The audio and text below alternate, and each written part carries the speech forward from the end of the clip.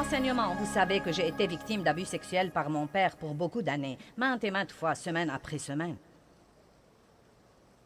Peut-être que ceci est arrivé à vous.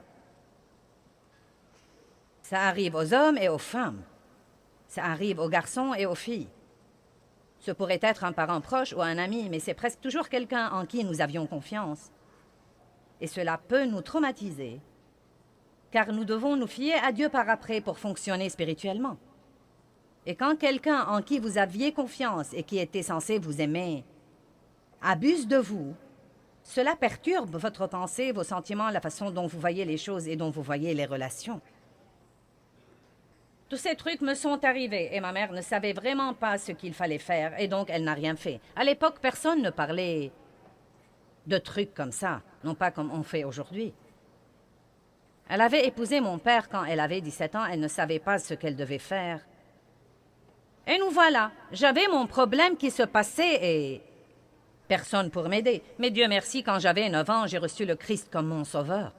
Je ne sais même pas comment j'ai su que j'avais besoin d'être sauvée, mais je savais que j'avais besoin du Christ dans ma vie, donc je me suis glissée à l'église avec quelques parents. Et je suis allée avec 2 de mes cousines dans le but d'être sauvée. Et je leur ai dit, nous allons être sauvés ce soir. Donc je suppose que même à l'âge de 9 ans, j'avais en moi un peu d'un évangéliste.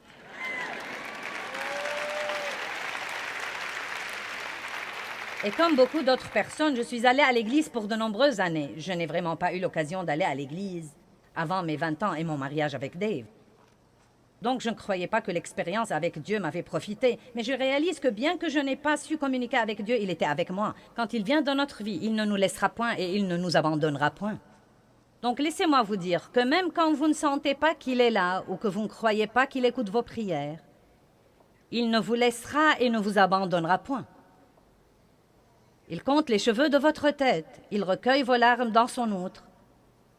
Et indépendamment de ce que le diable vous dit, Dieu a vraiment un bon plan pour votre vie. Et non seulement la vie de tous les autres, il a un bon plan pour votre vie.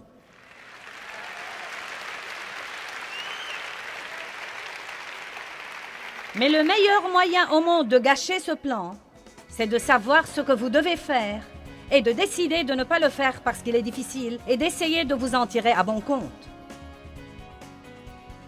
Mais ça n'arrivera jamais.